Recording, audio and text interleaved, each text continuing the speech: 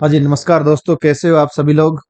आशा करते होंगे अच्छे होंगे और अपनी अपनी पढ़ाई में व्यस्त होंगे। दोस्तों, जो एसएससी जीडी का नोटिफिकेशन आ गया है और उसके रिलेटेड अब आपके पढ़ाई स्टार्ट करनी है आपको, तो उसमें कुछ हेल्प आपको मिल जाए। हेल्प किस प्रकार से मिल जाए कि आपको थोड़ा सा कि अंदाजा चला जाए कि किस प्रकार से प्रश्न आते हैं एग्जाम में और क्या एग्जाम का मैटर रहता है।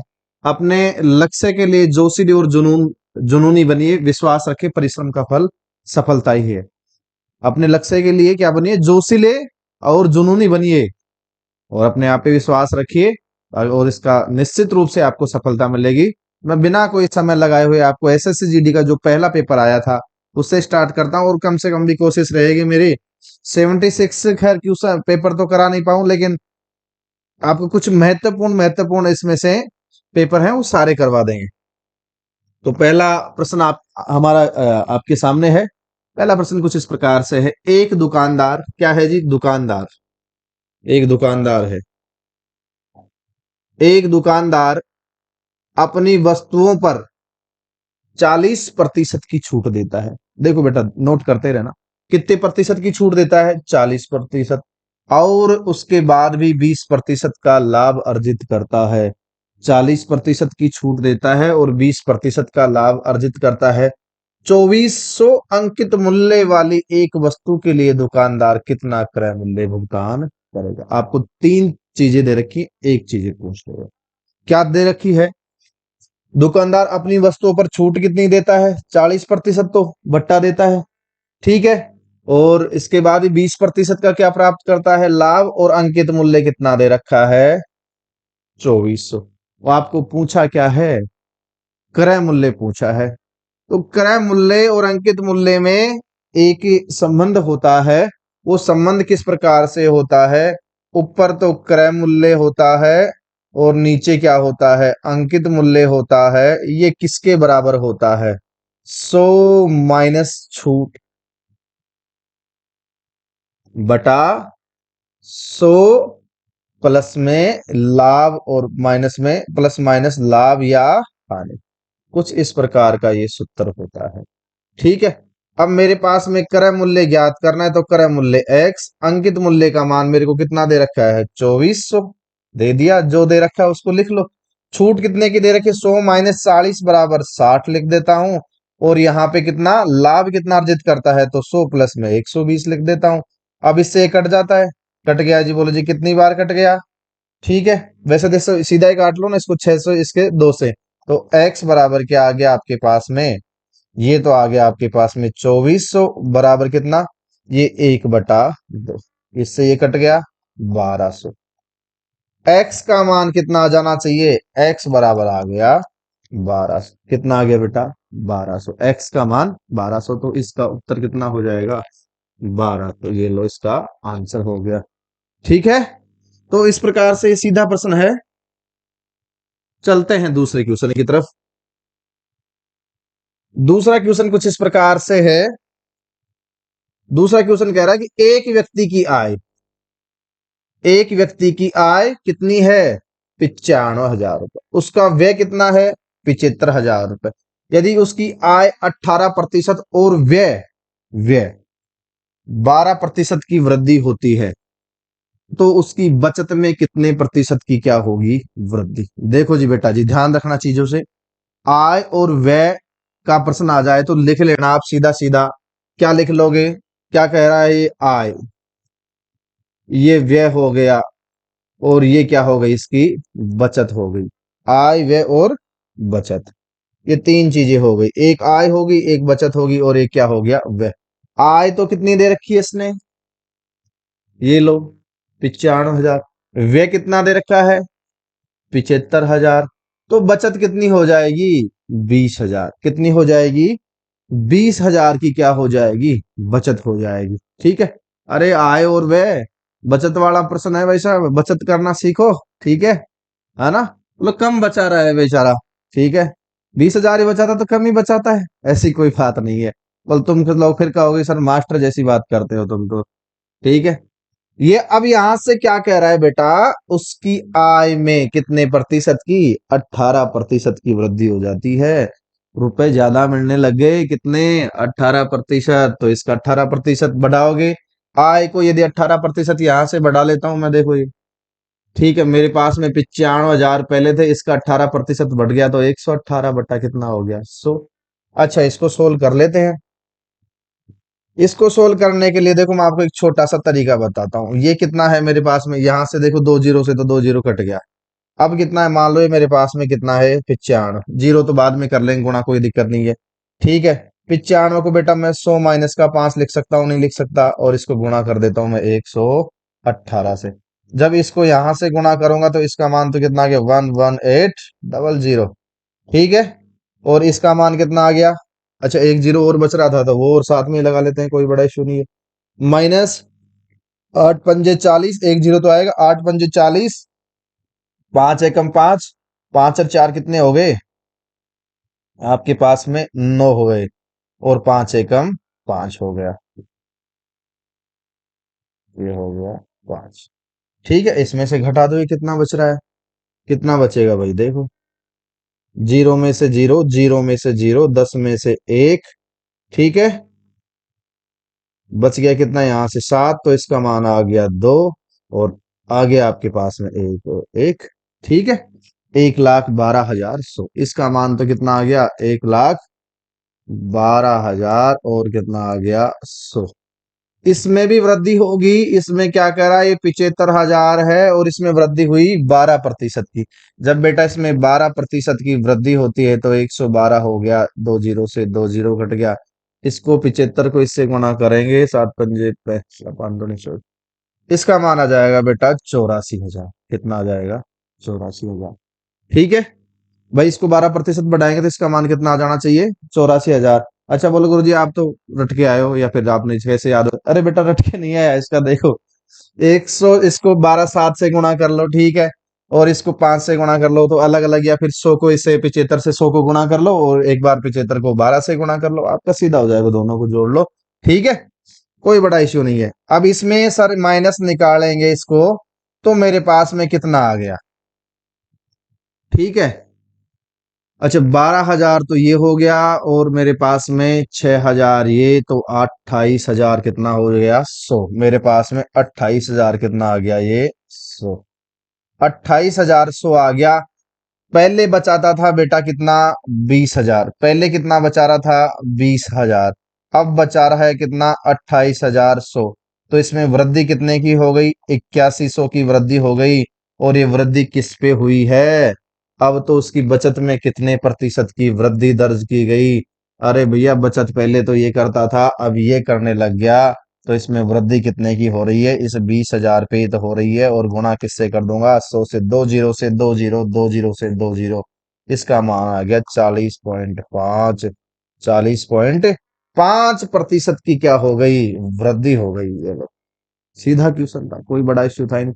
हाँ, कैलकुलेशन जरूर थोड़ी सी हल्की सी आपको परेशान कर सकती है, लेकिन आपको कैलकुलेशन में तो मास्टरमाइंड होना ही पड़ेगा, तभी तो बात बनेगी। ठीक, एक डीलर ने एक वस्तु पर 72,000 रुपए तो क्या कर दे अंकित, 20% की क्या दे दी, छूट। और छूट देने पर भी उसे क्या 10% की क्या हो गई, हानि। अंकित मूल्य पर उसे कितनी छूट देनी चाहिए। ठीक है, क्या कह रहा है, अंकित मूल्य पर कितनी छूट देनी चाहिए ताकि 440 रुपए का क्या प्राप्त हो, लाभ। अब बेटा वो क्या कह रहा है कि एक बार बेच रहा है ना, 20% छूट देंगे तब तो क्या होगी उसको, हानि। लेकिन अब की बार क्या प्राप्त करना चाहता है, लाभ प्राप्त करना चाहता है, और लाभ का रुपए दे दिया 440। अब ये मेरे पास में कंडीशन दे दे तो मेरे पास भी होना क्या चाहिए अब, कि मेरे पास में इसका निकलना चाहिए पहले तो सीपी, क्रय मूल्य, और क्रय मूल्य निकलेगा तभी तो कुछ जाके होगा ना। तो क्रय मूल्य निकालने के लिए मैं क्या करूंगा, देखो जी बेटा जी, मैंने आपको बता रखा है ये 72,000 है। अच्छा, इस 72,000 को जब 20% की छूट पे बेचता है तो 20% बराबर कितना होता है, 1/5। अर्थात 5 पे कितने की, एक की छूट, तो 4/5 में बेच देगा, ये लो जी 4/5 में। अब कहता है कि 10% की क्या हो रही है, हानि। और 10% की हानि का मतलब वो 1/10, कितना, 1/10 की, एक की हानि होगी 10 पे तो 9/10। लेकिन बेटा नो तो उसका विक्रय मूल्य है, तो विक्रय मूल्य का मान मेरे को दे रखा है, जिसका मान दे रखा है वो नो, और जिसका मान ज्ञात करना है वो ऊपर। भाई जिसका मान दे रखा है वो तो हमेशा नीचे आएगा, जिसका मान ज्ञात करना है वो कहाँ आएगा, ऊपर। तो नो का मान आपको सीपी का मान दे, एसपी का मान दे, बेचने का मान दे रखा है। ठीक है, अब इसको काट दिए, ये कितनी बार कट गया, 2 बार। मेरे पास में आ गई 72 डबल जीरो। अच्छा, इसको यहीं काट लेता हूं ना, मैं आगे क्यों जाता हूँ। ठीक है, बोलो ये कितना हो गया, 9 × 72। ठीक है, 8 × 8 4 × 2 8, और 8 8 64, ये हो गया 64,000। ये 64,000 हो गया, लेकिन ये कह रहा है कि इस पे लाभ भी होना चाहिए, कितने का, 440 का। ये लो बेटा जी 440, तो इसका मान हो गया 64,440। ये तो क्या हो गया, एसपी। एसपी कब होना चाहिए, जब 440 का लाभ हो। और बेटा इसकी कीमत आपको दे कितनी रखी थी, देखो इधर आ जाओ जी। आपको ये कहता है कि सर 72,000 रुपए तो उसने अंकित कर दिए, है ना, 64,440 में बेच दिया। तो भैया इसके ऊपर इसको कितना क्या होगा, इसके ऊपर इसको, अब इसको छूट देनी होगी 0। इसमें से निकाल दिए ये 6, इसमें निकाल दिए ये 5, और इसमें निकाल दिए 11। आपके यहाँ पे 11 में से 4 निकाले तो फिर कितने बच गए, 7। इतने की छूट देगा, किस पे देगा, 72,000 पे। किस पे देगा बेटा, 72,000। गुणा किससे कर दूंगा, 100। एक जीरो से एक जीरो, एक जीरो से एक जीरो, एक जीरो से एक जीरो। जब इसमें 72 का भाग देते हैं तो मेरे पास में केवल और केवल देखने की आवश्यकता नहीं है, सीधा ही एक ही उत्तर प्राप्त होता है, क्या, 10.5। ठीक है, आगे सोल्व करते हैं। एक लंबवर्तीय बेलन का व्यास कितना है, 14 सेमी। लंबवर्तीय बेलन का व्यास कितना है, 14 सेमी है। ठीक है, ये लो जी 14 सेमी हो गया लंबवर्तीय बेलन का व्यास। ऊंचाई कितनी है, 2 सेमी। कितनी है, 2 सेमी। इसके वक्र पृष्ठ का क्षेत्रफल और संपूर्ण पृष्ठ का क्षेत्रफल का योग ज्ञात कीजिए। देखो जी बेटा जी, किसी भी लंबवर्त बेलन है, जो बेलन का क्षेत्रफल दो क्षेत्रफलों को मिला के बनता है। एक तो कौन सा, वक्र पृष्ठ, वक्र पृष्ठ का क्षेत्रफल। मैं किसी भी संपूर्ण लिख रहा हूं यहां पे, संपूर्ण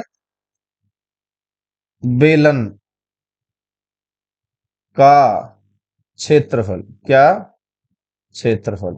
संपूर्ण बेलन का क्षेत्रफल वक्र पृष्ठ का क्षेत्रफल प्लस में कितना हो जाएगा, उसके जो नीचे दोनों आते हैं ना, ये इस प्रकार से आता है बेलन, तो इन दोनों का क्षेत्रफल, तो इसका हो गया 2 πr²। ठीक है, जो वृत्तीय क्षेत्र होते हैं उसके, एक तो वक्र पृष्ठ हो गया, और एक जो दोनों वृत्तीय होते हैं ना, जैसे ये सिलेंडर है तो एक इसका और इसका। ठीक है, तो ये सिलेंडर मान दिया, इसका और इसका। ठीक है, बेलन। अब देखो जी बेटा जी, इसका ये तो संपूर्ण पृष्ठ का हो गया, तो आपको यही तो निकालना था। चलो निकाल दो, इसको मैं सीधा लिख सकता हूं, इसका तो 2 πr, इसका हो गया एच, और इसका मान होता है 2 πr²।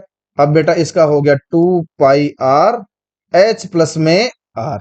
ये तो हो गया, देखो मान रख दो जो जो दे रखा है। 2 पाई का मान 22/7, आर का मान मेरे को, देखो व्यास दे रखा है बेटा 14 सेमी, तो व्यास 14 सेमी है, तो आपके पास में त्रिज्या कितनी हो जाएगी, 7 सेमी। त्रिज्या कितनी हो जाएगी, 7। तो रख दो, ये लो 7 गुणा, क्या कह रहा है आपके पास में, एच का मान कितना, 2 सेमी, और आर का मान 7। 7 से 7 कट गया, ये हो गया 44 गुणा 9। 9 चौके 36, और 9 चौके 36 और 3 39। अच्छा, ये तो इसके संपूर्ण पृष्ठ का क्षेत्रफल हो गया, क्या हो गया, संपूर्ण पृष्ठ का क्षेत्रफल। लेकिन आपको ये कह रहा है इसके वक्र पृष्ठ का क्षेत्रफल भी जिसमें जोड़ना होगा, तो वक्र प्लस का क्षेत्र 2 πr और एच, 2 × 22/7 गुणा मेरे पास में कितना हो गया, ये इसका आर का मान 7 और एच का मान 2। 2 से 2 कट गया बेटा, इसका मान हो गया 88। इसमें यदि मैं 88 जोड़ देता हूं तो 8 और 6 14। अच्छा, नीचे नहीं दिख रहा है क्या ये? चलो इधर देखता हूँ। 8 और 6 14, और मेरे पास में 9 दूनी 18, और 3 और 1 4, 484। कितना हो गया, 484। ऑप्शन नंबर सी बिल्कुल सही होगा। नेक्स्ट में चलते हैं।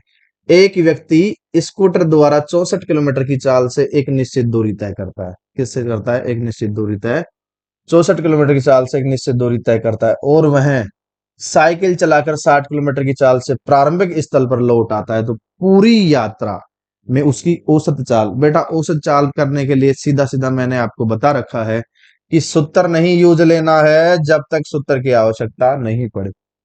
ठीक है। आपको क्या दे दिया, एक तो 64 किलोमीटर की चाल से और एक 16 किलो, इन दोनों का ले लो एलसीएम आ गया 64। ठीक है। इसमें इसका भाग देंगे एक बार और 16 चौके 64, कितना गया 4 बार। कुल दूरी एक बार इससे और एक बार इससे, तो 64 गुणा 2 8 और 128, इस दोनों की क्या हो जाएगी ये तो बेटा यदि क्या कर रहा है, ये तो चाल और ये क्या हो गया समय। ठीक है। सॉरी, ये तो चाल और ये दूरी और ये क्या है समय। कुल दूरी में कुल समय का भाग देते हैं तो आपके पास में क्या आ जाता है, औसत क्या आ जाती है चाल। ये कुल दूरी, ये कुल क्या हो गया समय। इसमें भाग दिया भाई 2 बार गया पूरा पूरा। ठीक है। बच गया कितना 28, तो 25 और फिर 3 25.6। आपके पास में ऑप्शन नंबर सी बिल्कुल सही होगा। चलो जी। अपने वेतन का 45% भोजन पर खर्च करता है, 5% वृद्धाश्रम पर, पूरा हो गया 50% खर्च कर दिया। दान कर देता मैं भोजन तथा वृद्धाश्रम पर कुल की 28,500 खर्च करता है।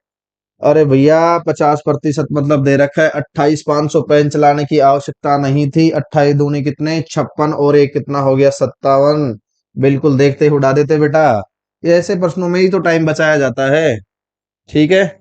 चलो आगे चलते हैं। दिव्या ने एक कार कितने में बेच दी, 3,50,000 में खरीदी और कितने 4,35,000 में बेची, तो उसका लाभ प्रतिशत कितना होगा। अरे लाभ भैया कितना होगा देख लो। कितने में बेची, 3,35,000 में।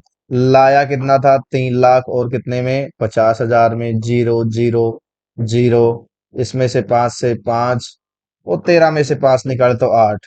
ठीक है। 85,000 की बचत हो गई, किस पे बचत हुई जी 35,000। 3,50,000 गुना कितना 100, 2 जीरो से 2 जीरो, 2 जीरो से 2 जीरो, इसको काट दिया मेरे पास में 850/35। ठीक है। 5 से काटा तो भैया एक बार, 5 से काटा तो 170 बटा कितना 7, 7 दूनी 14, मेरे पास में बच गए कितने 3, 7 चौक 28, 24.3, एक ही ऑप्शन है तो आगे हल करने की आवश्यकता नहीं है। चलो जी आगे चलते हैं। 80,000 की एक राशि पर 10% ब्याज की दर से पर ब्याज की वार्षिक रूप में चक्रवृद्धि होने पर कितने समय में ये राशि कितनी हो जाएगी, ये राशि 1,17,128 हो जाएगी। देखो जी बेटा, इस प्रकार के सवाल मैं जब आपको हल करवाता हूं क्लास में तो भी बताता हूं करना क्या है इसमें। ठीक है। अच्छा आपको ये 4 बिंदु दिख रहे हैं क्या, क्लास में भी मैं बताता हूं आपको कि ये 4 बिंदु दिख रहे हैं तो ये 4 साल होगा। क्या होगा ये 4 साल। बोलो सर ये तो गलत भी हो सकता है, देख लो भाई कैसे गलत होगा। नहीं होगा बेटा गलत। 1,1,7,1,2,8। अच्छा सूत्र बताऊं क्या पहले। ठीक है। इस सूत्र आपके पास में ये होता है किसी भी, जो आप चक्रवृद्धि ब्याज ज्ञात करते हो तो क्या होता है आपके पास में, पहले तो कहता है मिश्र धन, तो मिश्र धन का मान कितना दे दिया 1,7,1,2,8। मिश्र धन बराबर मूलधन, मूलधन गुणा 1 प्लस दर और बटे कितना 100। और ये हो गया समय। अब बेटा इस समय का तो मान ज्ञात करना है। इसका मान मेरे पास में दे ही रखा है आपको, ये कितना दे रखा है आपको, इसका मान दर का मान 10%, तो 110 बटा कितना हो जाएगा ये 100 की पावर समय। जीरो से जीरो कट गया बेटा। ये और ये कब समय इसको काट दिया, मेरे पास में ये कटता है जब इसमें भाग दूंगा मैं, तो एक बार कितनी बार गया 11 एकम 8 एकम 8 और बच गया कितना 3, 8 चौक 32, 4, 8 चौक 32। ठीक है भाई 37 था तो 32 गया तो बच गया मेरे पास में 5, 6 8 48, 51 में से 48 गए तो मेरे पास में बच गया 3, 8 चौक 32 और फिर 8 एकम 8, ये हो गया। ठीक है। अब मेरे पास में कितने बचे थे नीचे, नीचे मेरे पास में 4 बिंदु बच रहे हैं और 11 गुणा 11 गुणा 11 गुणा 11 करूंगा तो मेरे पास में ये आएगा। नीचे 10 गुणा 10 गुणा 10 गुणा 10 4 बार करूंगा तो ये आएगा। तो समय का मान मेरे पास में सीधा कितना आ जाना चाहिए, 4 वर्ष। ठीक है, 4 बिंदु है तो भाई ये 4 बार ही तो गुणा होगा, 0 गुणा 0 गुणा 0। ठीक है, इसको चीज को आप ध्यान रखना। एक कार 5 घंटे में 240 किलोमीटर की दूरी तय करती है। यदि वह अपनी सामान्य गति से आधी गति में यात्रा करती है तो उस दूरी को तय करने में कितना अधिक समय लगेगा। अरे बेटा 5 घंटे पहले लगते हैं तो अब 10 घंटे लग जाएंगे। ऐसे प्रश्नों में तो समय बचता है बेटा, ऐसे में। भाई देखो, चाल आधी हो गई तो दूरी तो आधी है, मतलब आधी हो गई तो समय तो दुगना लगना ही है।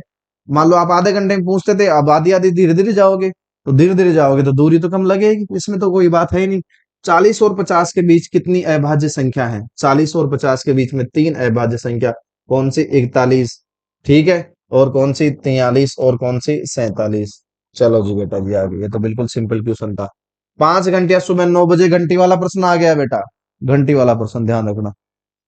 सुबह 9 बजे एक साथ बजती है तो ये 12, 18, 24 और 36 सेकंड और 45 सेकंड के अंतराल पर बजती हैं एक साथ। ठीक है ना, इतने में एक साथ ये बजती हैं। अंतराल घंटियां पुनः किस समय पर एक साथ बजेंगी? देखो जी बेटा जी, एक साल बजने के लिए इनका सबका एलसीएम 12 का, 18 का, 24 का, 36 का और 45 का। यदि इन सब का एलसीएम लेते हैं तो 360 के आ गया इनका एलसीएम। और 360 सेकंड आया, मिनट में बदलने के लिए 60 का भाग दे देंगे तो 6 मिनट। कितना मिनट बेटा? 6 मिनट। और 6 मिनट बाद में एक साथ बजेंगे, तो पहले 9 बजे बज रही तो 9 बज के 6 मिनट पे एक साथ बजेंगे, कोई बड़ा इशू नहीं है। चलो आगे। एक शहर में भालुओं की जनसंख्या प्रतिवर्ष 3% की दर से बढ़ रही है। यदि शहर में भालुओं की वर्तमान जनसंख्या है तो 2 वर्ष पीछे की पूछा है, 2 वर्ष पूर्व की जनसंख्या। माना वर्तमान सॉरी, पहले 2 वर्ष पहले की जनसंख्या एक्स थी, एक साल 103 बढ़ गई बटा 100 हो गया। दूसरी साल भी 103 बटा कितना हो गया, 100, और बढ़ के कितनी हो गई? ये हो गई 21,218 हो गई।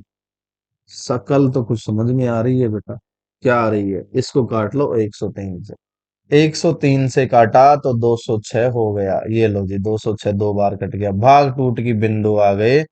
और 103 18 आ गया, ये कितनी 6 बार कट गया, 206 बार कट गया भाई। 103 गुणा 6 करोगे तो 6 तिया तो कितना आ जाएगा? 18। और कितना आ जाएगा मेरे पास में? ठीक है, इस 103 से फिर ये कट गया, ये कितना 2 बार कट गया, अर्थात x बराबर मेरे पास में कितना? 2 0, और ये 2 0, 20,000। है क्या कोई ऑप्शन? Option number D.